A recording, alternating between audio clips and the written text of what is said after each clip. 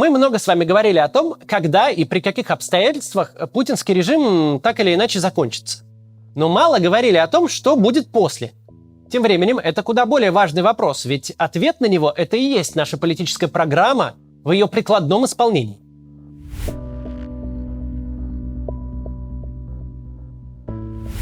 Каким в точности способом Путин снимется с повестки дня, предсказать невозможно. И скучно будет обсуждать возможные варианты его ухода. Зато можно со стопроцентной точностью предсказать, что будет сразу после этого, буквально в первые часы. Будет новый Верхний Ларс. Только в этот раз не многокилометровая автомобильная пробка на российско-грузинской границе, а вереница бизнес-джетов. И полетят они в аэропорт имени Бен-Гуриона в Тель-Авиве, в Дубай, в Абу-Даби, возможно, в лондонский Хитроу и в нью-йоркский JFK. Кому уж как позволят визы, гражданство и санкции. Вот сколько есть в России бортов деловой авиации, столько и будет ждать своей очереди на посадку там, куда их пустят. Путинская элита – люди очень разные по своим личным качествам. Но объединяет их то, что нет среди них буквально ни одного человека, который будет ставить эксперименты на собственной шкуре. Никто не пойдет на риск, не сделает какую-то неочевидную ставку в условиях неопределенности. Когда непонятно, тех поддерживать или этих, высказываться так или иначе, сжечь партбилет «Единой России» и сожрать совместное фото с Путиным, или наоборот, набить на груди бывшего вождя в обнимку с медведем. Как политическая турбулентность будет выглядеть на практике, мы уже видели 24 июня этого года. Нас ждут сводки агентства ТАСС из 2 строк, дескать, Генеральная прокуратура предостерегает от распространения заведомо ложной информации о здоровье Владимира Путина, и прозрачные комментарии Пескова о крепком рукопожатии вождя. А еще слухи в анонимных телеграм-каналах о подготовке то ли экстренного обращения, то ли пышных похорон. А в остальном полное радиомолчание. Маргарита Симоньян, Владимир Соловьев, Рамзан Кадыров – все люди, у которых язык как помело, которые строчат твиты и посты как заведенные, исчезнут из инфополя. Возможно, одной большой дружной семьей погрузятся на теплоход и отправятся по Волге, причем ровно в то место, где совсем нету никакого интернета. В телевизоре будет то же самое. Вечно зеленые консервы о совещании Владимира Путина с губернатором Пензенской области по вопросу уборки озимых и посадки яровых. Сюжеты о рождении в московском зоопарке уникального сычуанского такина. Репортажи об открытии светофора в Невьянске. И только самой последней репликой между новостями спорта и прогнозом погоды будет сухо отмечено, что недружественные спортстраны распространяют в интернете слухи о тяжелой болезни президента, но верить этим слухам не следует. Публичные проявления будут в полной мере отражать происходящее в государстве. Когда самое главное начальство стремительно сделало ноги, а все оставшиеся без малейшего понятия, что им делать, то эти просто затаятся и постараются не отсвечивать.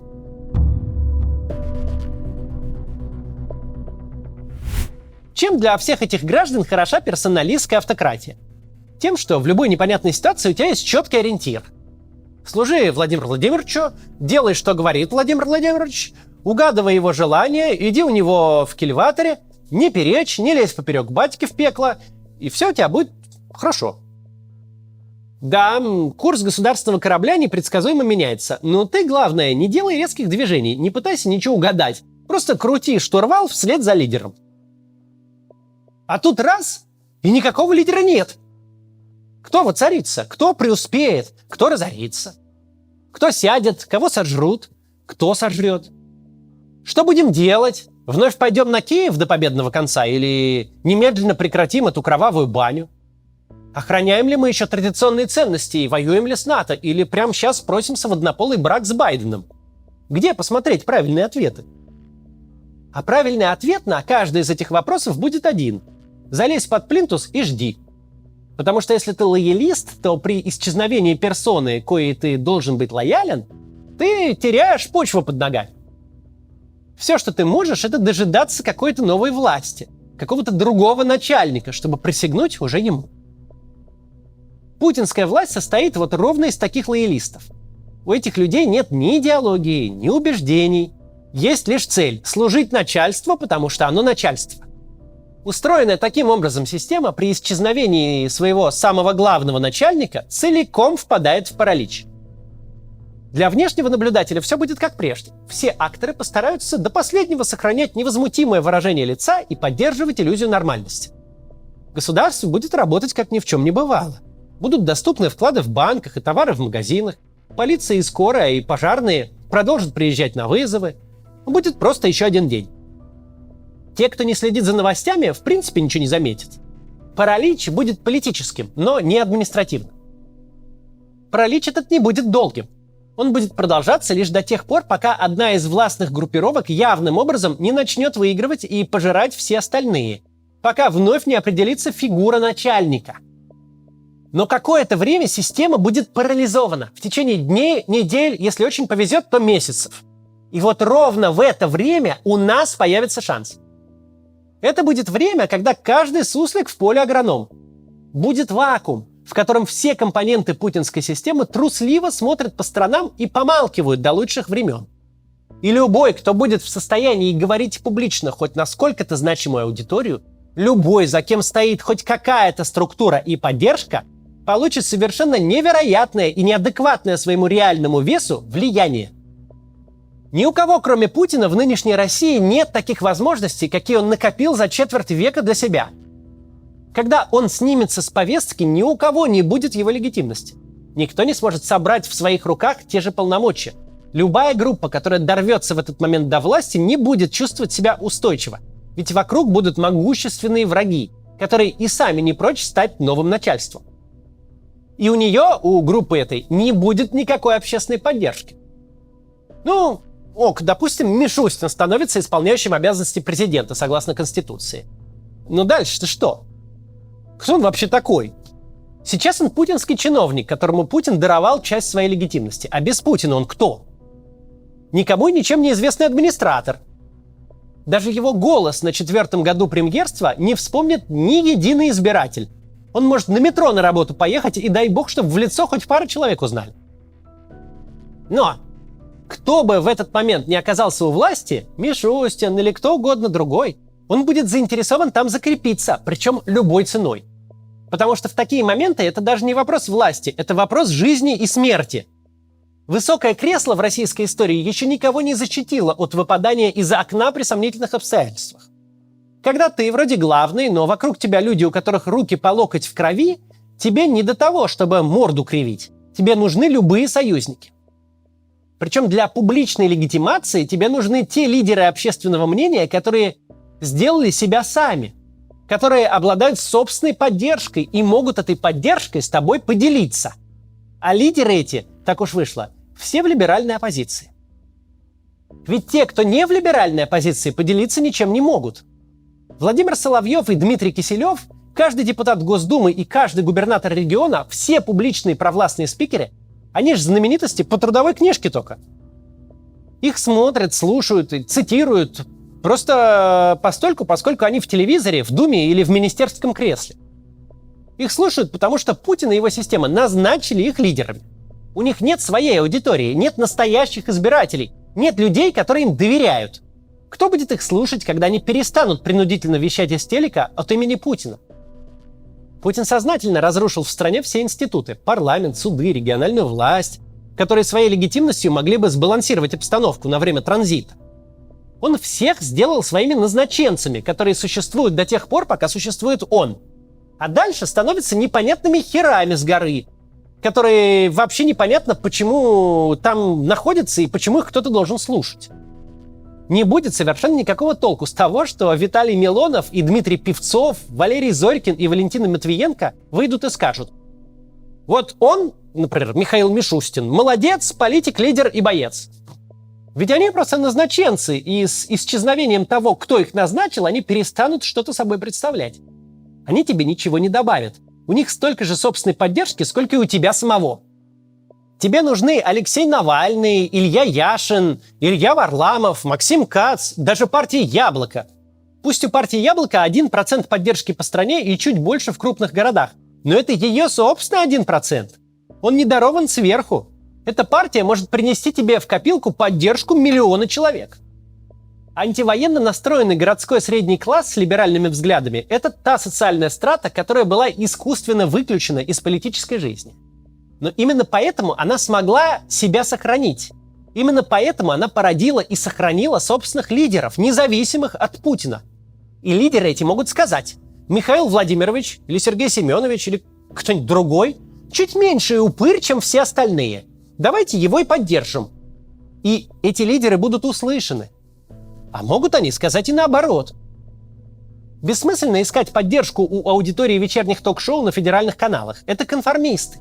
Они поддержат любое положение вещей. Твое воцарение – очень хорошо. Твоя казнь в прямом эфире – еще лучше, только от нас отстаньте. У нас же есть активная, либерально настроенная аудитория. Именно она может стать той гирькой на весах, которая поможет одной из властных групп перевесить все остальное. И вот этот статус единственных независимых спикеров, тех, за кем стоит настоящая, а не дарованная аудитория и ее доверие, делает нас очень ценными игроками в период турбулентности и вакуума власти. В таком варианте у нас появится возможность торговаться, выдвигать требования и добиваться их выполнения. А это настоящий ресурс, за который имеет смысл бороться. Это может показаться кому-то безнравственным, но именно так работает политика. Ты говоришь: у меня есть то-то и то-то. Авторитет, поддержка, настоящие сторонники. Это все вам очень сильно нужно. Ведь у ваших конкурентов есть люди с автоматами, которым они с радостью воспользуются. Если хотите это от меня получить, то извольте мне, пожалуйста, окончание войны, демократизацию, политическое представительство, конкуренцию и немедленно выпустить Навального, Карамурзу и Яшина. И еще остальных всех политзаключенных. Целую кучу уступок мне, пожалуйста, сюда. А не изволите вы, так изволят другие. Но тогда ваши рамсы про вот этих вот людей с автоматами, которые к вам придут, это не моя головная боль. Это неприятно, кому-то покажется некрасивым, но когда-то нам придется разговаривать с упырями, языком упырей. Наш ресурс тем более ценный, поскольку в постпутинской России, кроме внутренней легитимности, нужно будет еще обретать и внешнюю. Не может российское государство существовать в статусе изгоя, таскать втихаря чипы через Кыргызстан и вывозить нефть на левых танкерах. Не может дальше стрелять в украинские города ракетами и гробить тысячи граждан каждый месяц на фронте, делая вид, что так и надо. Кто-то должен говорить с Украиной о выводе войск и о мирном соглашении. Кто-то должен говорить с Соединенными Штатами и Евросоюзом о снятии санкций и восстановлении отношений. Россия должна выйти из статуса токсичной юрисдикции, должна иметь возможность защищать свои интересы за рубежом. Но даже если лидером станет кто-то вроде Собянина и Мишустина, которые пока не запятнали себя прям открытым людоедством, от их имени все равно должны будут говорить те, за кем не тянется шлейф административного участия в войне. Те, на ком не висят персональные санкции. Имея такой ценный ресурс в этот самый короткий турбулентный период, можно ставить свои условия любой группе, которая хочет нас в союзники. Опять же, заставить выпустить Навального, провести досрочные выборы в Госдуму со свободным допуском и прозрачной процедурой, отменить репрессивные статьи и освободить немедленно всех политзаключенных, в одностороннем порядке пойти на мир с Украиной и вывести войска с ее территории. Можно многого требовать и многого добиться в ситуации, когда бульдогом под ковром сгодится любая дубина, лишь бы угандошить соперника. Но делать это можно только в одном случае, если дубина у нас будет одна на всех.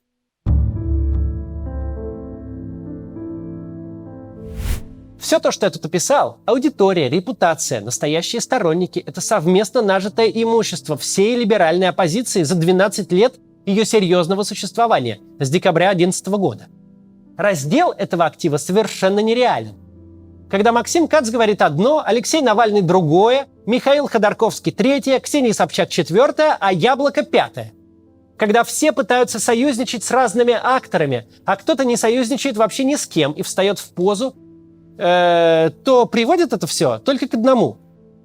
Все, начиная с тех, кто участвовал в наших кампаниях и смотрит нас на Ютубе, и заканчивая западными политиками, скажут: идите-ка вы все к черту, друзья. Вам дали шанс, а вы вместо дела пудрите нам мозги и сводите нас с ума своими противоречивыми заявлениями. Если такое случится, мы потеряем сразу все. Мы потеряем тот ресурс, который нам позволял торговаться и выдвигать требования. Мы никому ничего не сможем дать и никого не сможем ниоткуда вытащить. На нас будут смотреть, как на клоунов, и найдут другой способ договориться между собой. Активная часть общества и либеральные спикеры, которые на него влияют, это коллективный актор. С точки зрения любой группы, которая захочет себя укрепить, будет очень полезно привлечь этого актора целиком, но не разбираться с лупой, кто хочет договариваться о будущем, а кто хочет вешать отступников на фонарях. Приятно ли будет с этими людьми договариваться и торговаться? Нет, конечно. Там упырь на вурдалаке сидит и халуем погоняет. Но нам и не нужно их любить. Нам нужно, в свою очередь, использовать их ресурс – административный, финансовый, силовой, чтобы получить политическое представительство и начать путь к нормализации нашей страны. Не было на свете такого авторитарного режима, который бы по доброте душевной и от хорошей жизни решил бы демократизироваться. Не было таких людей, которые добровольно бы поделились властным ресурсом и допустили бы к этой самой власти посторонних. Просто авторитарные режимы рано или поздно приходят к той точке, когда это кажется им меньшим злом. Когда они решают, что отдать добровольно и на своих условиях 5% власти лучше, чем потерять все 100%. Но законы власти таковы, что те, кто получает 5%, могут быстро расширить свое влияние.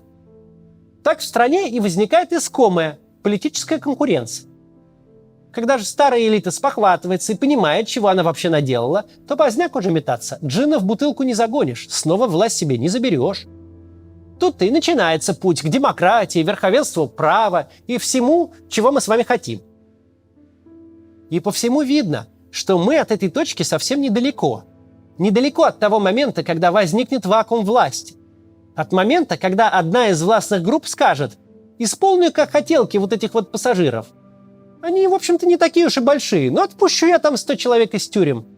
А войну прекращать и так надо. С их помощью, однако ж, я захвачу власть, а потом уже сверну им шеи». Но когда дело дойдет до дела, в их руках уже не окажется столько власти, чтобы шеи свернуть. Но это уже другой разговор. Главное, что мы должны быть к этому моменту готовы. Мы должны быть достаточно внятной и достаточно единой силой, чтобы с нами были вынуждены договариваться. Именно так происходила демократизация в автократиях. Потому что оппозицию не захотелось, а пришлось допустить до некоторой власти. Война тут мало что меняет. Но для того, чтобы с нами считались, мы должны быть именно что оппозицией, а не аморфным образованием, которое друг друга ненавидит куда больше, чем своих реальных оппонентов. До завтра.